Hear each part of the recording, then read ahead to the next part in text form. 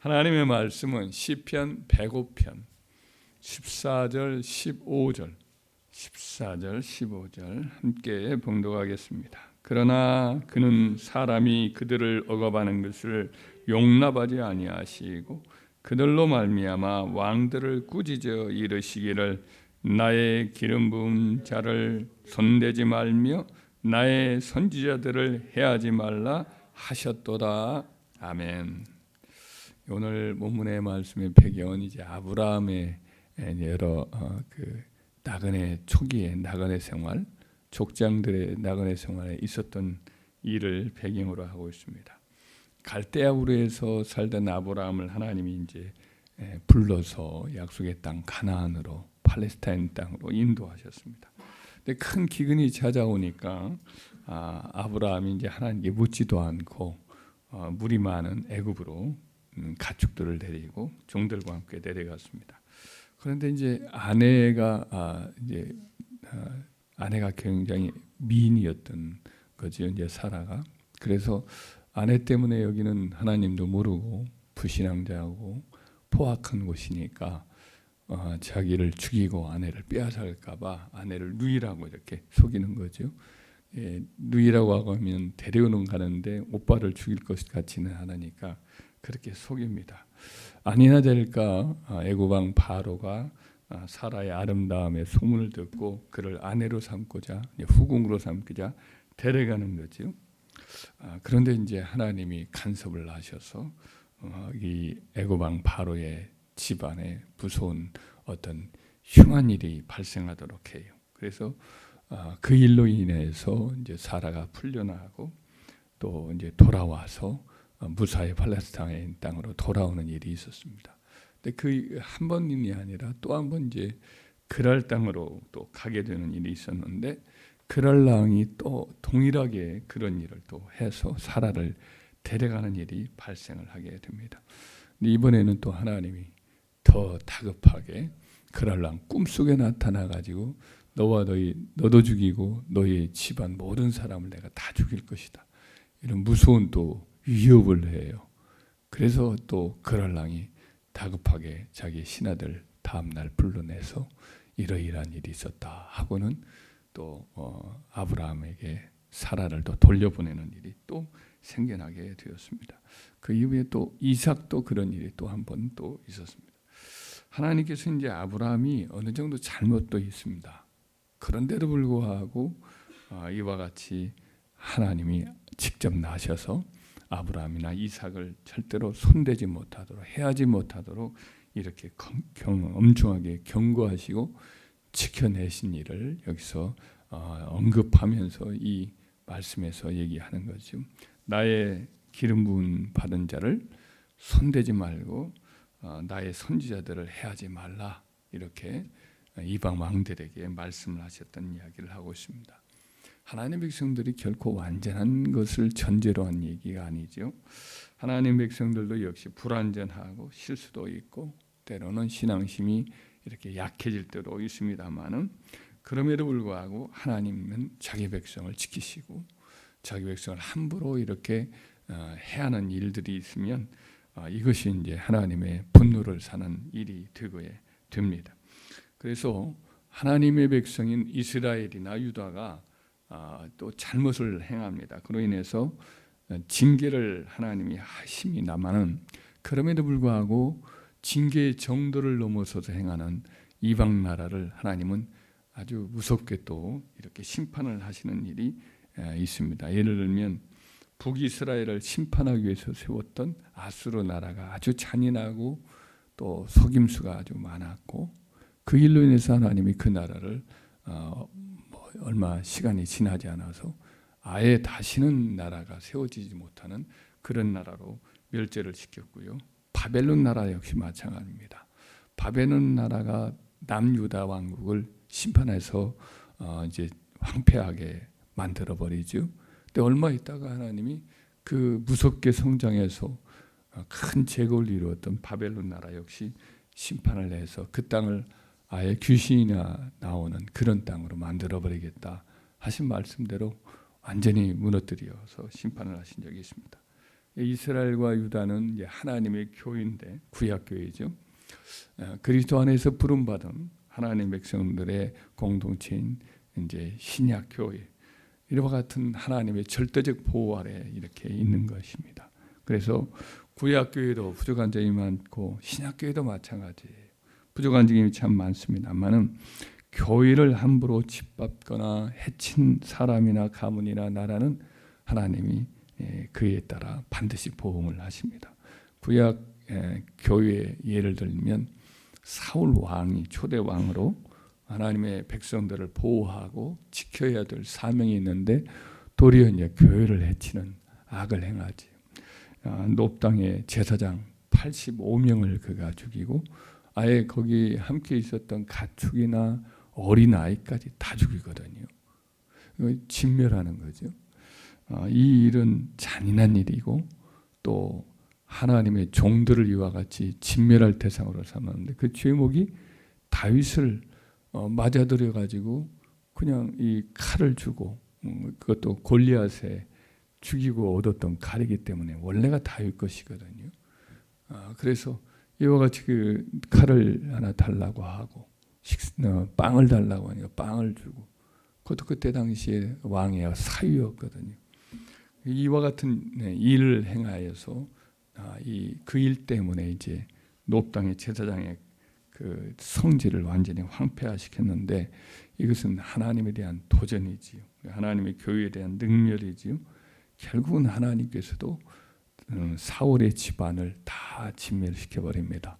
그러니까 큰아들 요나단은 다윗을 선대하고 하나님을 신실히 사랑하는 귀한 사람이었기 때문에 그래서 이 요나단의 집안만 하나님이 보존을 하십니다.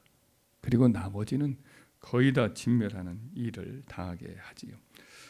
나중에 이제 또 엘리야 시대에 여호와의 종들에게 패역한 일을 행했던 아왕가가 있는데 그 아왕가도 결국은 하나님께서 완전히 거름물이 있을 듯이 다 이와 같이 없애는 이유가 여호와의 종들을 많이 죽입니다. 많이 죽이고 박해를 하고 그래서 거기에 대한 하나님의 심판이 있었던 거죠.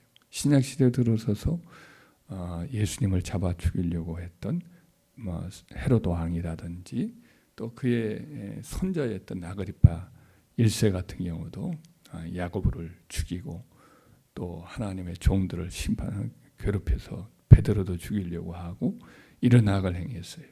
결국은 하나님께서 그 헤롯 왕가가 그 당시에 번성을 합니다. 한때 번성을 하고 자손들이 많아졌는데 이런 악덕이 쌓이니까 헤롯 왕가의 집안을 완전히 진멸하듯이 1세기도 지나지 않아서 다 멸절을 시키는 그런 일이 발생을 하죠.